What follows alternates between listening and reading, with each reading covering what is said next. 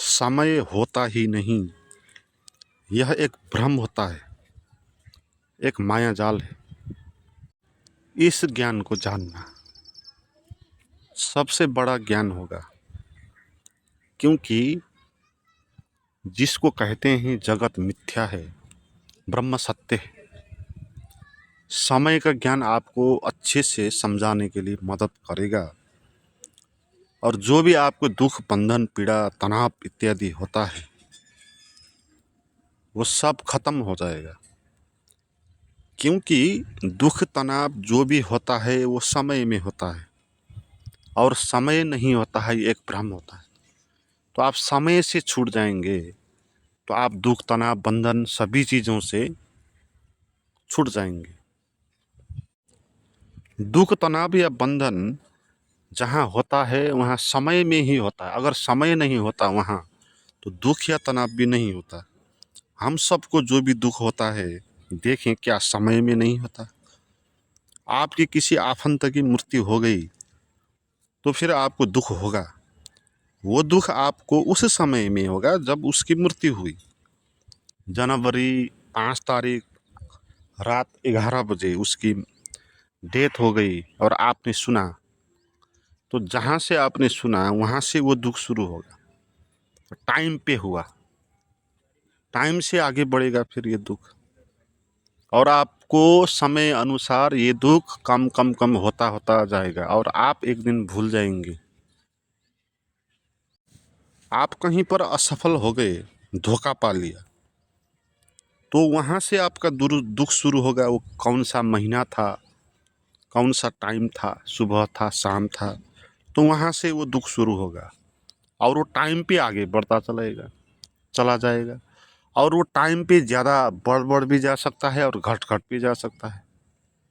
यानी कि दुख समय में आधारित है, समय के ऊपर दुख होता है। अगर समय नहीं होता है तो दुख, तनाव भी नहीं हो सकता, क्योंकि वो कहाँ पर टिकें। तो इसका अर्थ ये हुआ कि हमको जो भी दुख अनुभव होता है, बंधन का अनुभव होता है, शरीर का अनुभव होता है, तो समय को सच मानने के कारण होता है। समय को मानने के कारण होता है, क्योंकि ये सब चीज़ें होती है समय में, और आप समय को सच मान रहे हो तो फिर आपको ये सब चीज़ें भोगना पड़ेगा। आप दुख को भोगना चाहते हो तो दुख आपको मिलेगा। आप समय को सच मानते हो तो आपको समय में जो भी पैदा होगा उसका भोक्ता आपको होना पड़ेगा। तो हम समझेंगे इसमें कि समय क्या होता है और समय कैसे नहीं होता है, किन किन कारणों से हम इसके भ्रम में आ जाते हैं और मानने लगते हैं कि समय है। तो पहली तो ये बात है कि समय की आवश्यकता ही नहीं है जीवन में, अस्तित्व में समय हो नहीं सकता, क्योंकि इसकी कोई भी आवश्यकता नहीं। और समय का क्या अर्थ है, हम क्या लगाते हैं समय का अर्थ? समय का अर्थ हम लगाएंगे एक गति, एक विकास, जो किसी एक बिंदु से शुरू होकर आगे बढ़ता जाएगा, जिसके आगे भी होगा, पीछे भी होगा। और जिसका पीछे होगा उसको हम कहेंगे वो भूतकाल, जिसके आगे होगा उसको कहेंगे भविष्यत काल, और जो चल रहा है वो मूवमेंट कर रहा है उसको कहेंगे वर्तमान काल। इसलिए वर्तमान काल रुक नहीं रहा, क्योंकि टाइम आगे बढ़ता जा रहा है।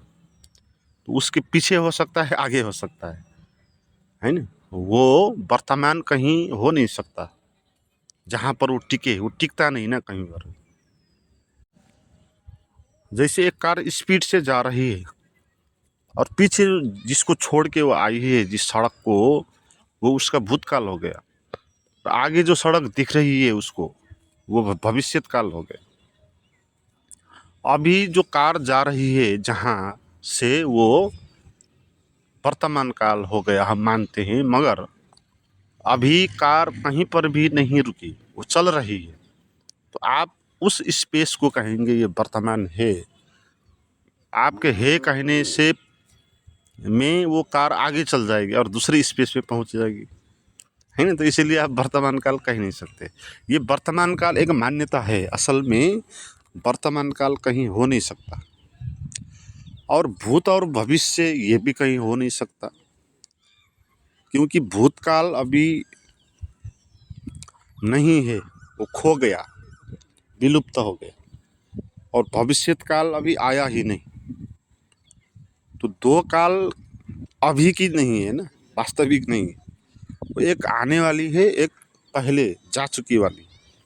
तो जा चुकी वो भी अभी नहीं हो सकती, क्योंकि वो जा ही चुकी, और आई नहीं वो भी अभी नहीं हो सकती। इसीलिए न भूतकाल होता है न भविष्य होता है, और अभी हो ही नहीं सकता, क्योंकि अभी समय भाग रहा है, तो कहीं पर रुक नहीं रहा है। इसीलिए कोई भी काल नहीं होता, ये सब मान्यता ही होती है। और इसमें अद्भुत बात ये कि टाइम होने के लिए स्पेस भी होना पड़ता है। अगर स्पेस नहीं होता तो टाइम नहीं होता। जैसे ब्रह्मांड आकाश में अगर स्पेस नहीं है, शून्य आकाश ही आकाश है, तो वहाँ पर आप टाइम को गिनते नहीं करेंगे। अगर वहाँ सूरज भी नहीं उग रहा है, चाँद भी नहीं आ रहा है, हम पृथ्वी में तो सूरज उगेगा तो कहेंगे दिन का टाइम आ गया, रात का चाँद दिखाई पड़ेगा, हाँ चाँद उगेगा तो हम उसको कहेंगे रात पड़ गई, रात का टाइम आ गया। मगर ऐसा शून्य है कहीं पर जहाँ कोई भी स्पेस नहीं, कोई भी पदार्थ नहीं, कोई भी बेस नहीं, चाँद भी नहीं उगता, सूरज भी नहीं उगता, और कोई पदार्थ भी नहीं है, तो वहाँ पर टाइम नहीं हो सकता इस तरह आगे बढ़ता हुआ, जहाँ कोई पैदा भी नहीं हो रहा है, जिसकी मृत्यु भी नहीं हो रही है। तो हमारा टाइम मनोकल्पित है, वास्तविक नहीं है। वो एक धूप छाँव को खेल के कारण ये टाइम का इल्यूजन पैदा हो गया। ये एक इल्यूजन है, ये ऐसा इल्यूजन है जैसे आदमी ने देखा कि सूरज उग गया और स्वप्न से हम बाहर आ गए, तो कहने लगेंगे सुबह हो गई। सुबह का 6 बज गया, फिर 7 बज गया, 8 बज गया, सूरज एकदम ऊपर बीच में आ जाएगा, तो हम कहेंगे कि दिन हो गया, और सूरज वहाँ डूबने लगेगा तो कहेंगे शाम हो गया। सुबह, दिन और शाम ये सूरज के धूप छाँव के आधार पर है। सूरज अगर सर पे आया है तो दिन हो गया, डूब रहा है, डूब ही गया तो फिर रात हो गया। मगर क्या ऐसा है कि कोई समय इस तरह आगे जा रहा है, 3 बजा, फिर 4 बजा, फिर 5 बजा, क्या इस तरह हो रहा है कुछ, या ये एक हमारी दृष्टि भ्रम है, हमको लग रहा है ऐसा? फिर ये भी अद्भुत बात होगी, फिर आपका टाइम बीत जाएगा मगर किसी दूसरे गोलार्ध में, वहाँ टाइम शुरू होगा। फिर आपके यहाँ रात को 12 बजेगा, उनके वहाँ सुबह का 6 बज जाएगा, क्योंकि उनकी धरती में सूरज जब यहाँ हमारी धरती में डूबेगा तो फिर वहाँ जाके उगेगा, वहाँ लाइट पड़ जाएगा। तो सूरज की लाइट तो लगातार है, रात में सूरज बंद ही नहीं हो गया है, रात में भी सूरज है, मगर पृथ्वी के गोलार्ध ने उसको पर्दा का काम किया। एक जगह प्रकाश पड़ा तो दूसरी जगह छाँव हो गया। जैसे हम दिन में खड़े हैं तो हमारा छाया होगा वहाँ, जिस जगह पर सूरज का किरण नहीं आएगा हम छेकेंगे उसको, तो पृथ्वी छेकेगी सूर्य की किरणों को, तो उस हिस्से पर अंधकार हो जाएगा, और हम उसको कहेंगे यह रात है। और रात 8-9 बजे से शुरू होता है और 2-3 बजे बहुत घोर रात होती है। और इसमें भी भ्रम के भीतर भी भ्रम है। पहले तो हम सूरज के गति के कारण मानेंगे कि टाइम है, आगे इस तरह बढ़ता है, पीछे छूटता है, मगर यहाँ सूरज न उग रहा है न डूब रहा है, सूरज अपनी जगह पर है। और पृथ्वी उसके आसपास घूम रही है ना, उल्टा हो रहा है। हमको लगता है कि सूरज उग गया, सूरज डूब गया, सूरज चल रहा है आकाश में, दिखाई ऐसे ही दे रहा है ना हमको। ये आँख से हम जो देखते हैं वो सही नहीं होता, क्योंकि हम जिस पृथ्वी पर है वो पृथ्वी घूम रही है और वो इधर उधर जा रही है, घूम रही है वृत्ताकार। तो इस घुमाव में कभी लगेगा कि हमको सूरज बहुत ऊपर आ गया, कभी लगेगा कि डूब गया, कभी लगेगा कि एकदम ही विलुप्त गायब ही हो गया। इसीलिए कहा टाइम रियल में नहीं होता, ये हमारी मान्यता होती है। और दूसरी उदाहरण से हम समझेंगे ये कैसे मान्यता होती है। आइंस्टाइन ने थ्योरी ऑफ रिलेटिविटी इसी बात को कहा, और साइंस ने एक बहुत बड़ा विकास किया पृथ्वी में। आइंस्टाइन के बाद साइंस का पूरा दृष्टिकोण ही बदल गया। साइंस वो आइंस्टाइन कहता है ये टाइम जो होता है ये रिलेटिव होता है, एग्जैक्ट एक ही नहीं होता।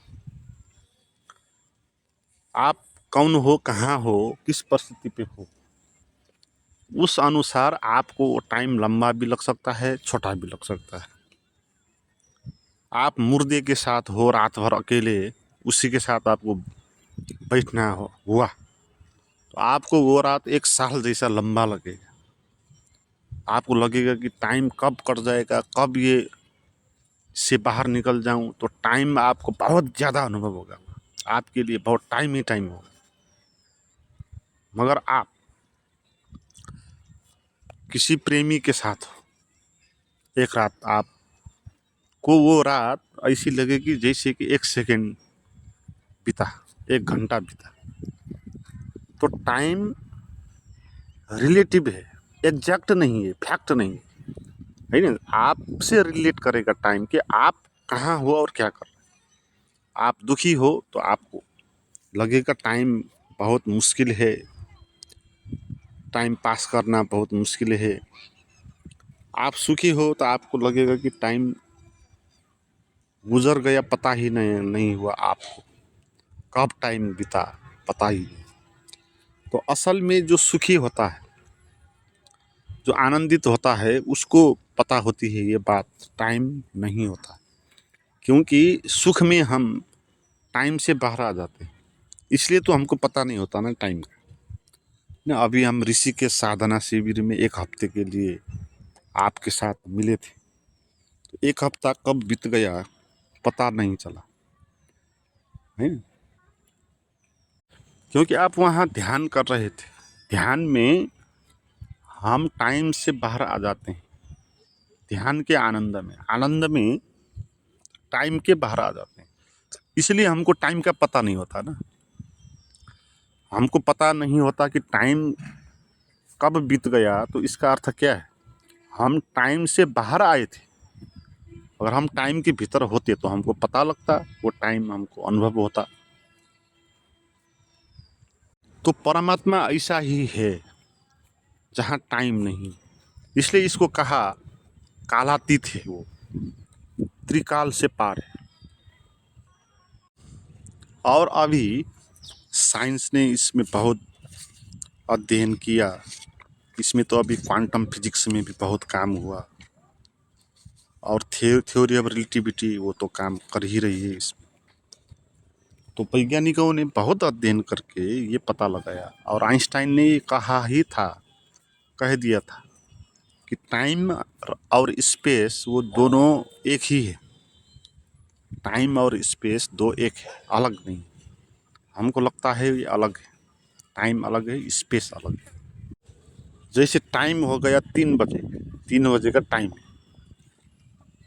आप किसी को निमंत्रणा करेंगे तुम 3 बजे आओ, तो वो कहीं आ नहीं पाएगा, क्योंकि अकेला टाइम हो नहीं सकता। आपको स्पेस भी बताना पड़ेगा, आपको उस जगह का नाम बताना होगा, कहाँ आना है, कितने बजे आना है, और कहाँ आना है। और कहाँ आना है ये कह के भी नहीं होगा, आपको कितने बजे आना है ये भी कहना होगा। तो ये दो चीज़ें दो नहीं है, दिखाई लगती है कि दो है ना। तो आप किसी जगह पर हो और इतने बजे आप हो, वहाँ से वो बजे हटा दे, अगर टाइम हटा दे, तो आपका वो जगह भी हट जाएगा और आप भी हट जाएंगे। क्योंकि ऐसे आप हो नहीं सकते बिना टाइम के, आपको लगता है ऐसा। और टाइम को रख दे और जगह को हटा दे, स्पेस को हटा दे, तो भी आप हो नहीं सकते। जैसे आप किसी एक जगह पर हो, मतलब किस समय पर हो, वो समय अगर नहीं है तो आप हो नहीं सकते। इसलिए वेदांत में ये महावाक्य आज से हजारों साल पहले आ गया, ब्रह्म सत्यम जगत मिथ्या। जगत मिथ्या है, जगत यानी टाइम एंड स्पेस।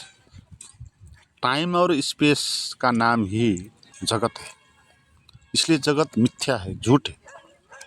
स्पेस भी झूठ है, और स्पेस झूठ है, इस बात को मानने के लिए कोई अंधविश्वास में पड़ने की ज़रूरत नहीं होगी। क्योंकि अभी तो क्वांटम फिजिक्स आपको बता देगी स्पेस नहीं है। क्वांटम फिजिक्स ये कहता है, तुम किसी भी पदार्थ को, उसको तोड़ डालो कि देखने के लिए कि क्या है, उसका एक टुकड़ा ले लो और उस टुकड़े को और छोटा कर डालो, क्योंकि आपको वो क्या है जानने के लिए उसके सूक्ष्मता में प्रवेश करना होगा। तो छोटा एक अणु में वो क्या है उसको देखना होगा, तो आप जान पाएंगे कि पूरा वो पदार्थ वही है। तो आप एक पत्थर को तोड़ डालो, उसका छोटा सा टुकड़ा ले लो, उसको और छोटा कर लो, और उतना छोटा कर लो जितना छोटा वो हो सकता है, और आपकी आंख दिखाई नहीं पड़ेगी। माइक्रोस्कोप से आप देखो, जहाँ तक दिखाई पड़ता है वहाँ तक वो छोटा हो सकता है। तो उसका जो सबसे छोटा अणु होगा, उसको पहले कहते थे कि एटम होता है, उसके अंदर 3 होते हैं, इलेक्ट्रॉन, प्रोटॉन और न्यूट्रॉन। मगर अब इसको भी टुकड़ा मान लिया, जैसे इलेक्ट्रॉन एक अलग हो सकता है क्योंकि वो सर्कल में घूम रहा है, तो अलग इकाई है। तो आप उसको भी देख डालो, उसके भीतर भी प्रवेश करो वो क्या है। तो क्वांटम फिजिक्स ये पता लगा लिया है कि जब हम उसके सबसे छोटे टुकड़े को रख देते हैं, तो वो बिंदु जैसा भी दिखाई पड़ता है और तरंग वेव जैसा भी दिखाई देता है। वो आपको एक भ्रम पैदा कर देता है। कभी आपको लगेगा कि टुकड़ा है, कभी लगेगा कि ये तो एक तरंग है, वेव है, और वो वेव ही होता है। अगर वो वेव होता है, कोई चीज़ नहीं होता है, तो फिर इसका अर्थ क्या हुआ? इसका अर्थ ये हुआ, अब वो जितना भी वेव है इस ब्रह्मांड में, सभी के साथ एक है, वो सभी कुछ है। तो सूक्ष्म रूप में क्या हो गया, अब सारा पदार्थ एक ही हो गया, भीतर से सूक्ष्मता से पदार्थ एक हो गया। तो इसको तो एक साइंटिस्ट ने ये भी कहा था, गॉड पार्टिकल है। जैसे गॉड की जो धारणा है ना, भगवान की जो धारणा है, वो यही तो है कि जो सभी जगह है, सर्वव्यापक है, सदा से है, कभी मिटता नहीं। तो इस तरह का तो ये पार्टिकल है, गॉड पार्टिकल।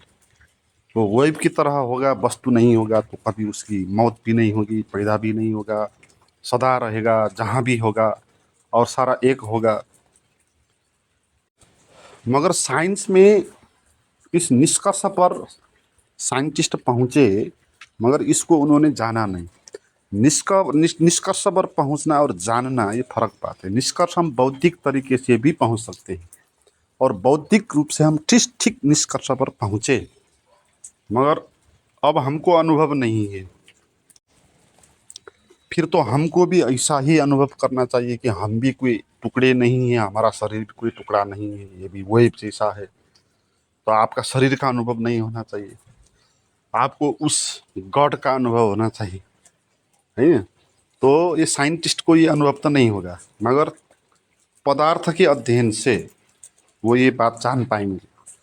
मगर आध्यात्मिक जो होंगे वो अपने में इसका प्रयोग करेंगे, अपने में देखेंगे और उस एक के बारे में जानेंगे। तो साइंस और अध्यात्म में यही फर्क है कि साइंस पदार्थ का अध्ययन करेगा और अध्यात्म अपने का अध्ययन करेगा, खुद का अध्ययन करेगा। इसीलिए अध्यात्म पहुंच पाता है निष्कर्ष पर अनुभव में, मगर साइंस पहुंच नहीं पाता है, वो निष्कर्ष पर ही पहुंचेगा। तो जो ध्यान की प्रक्रिया होती है तो उसमें आपको यही अनुभव तो कराते हैं ना। आप आंख बंद करो, अपने भीतर प्रवेश करो। जैसे एक पदार्थ को आपने जानने के लिए एक टुकड़े को ले लिया था,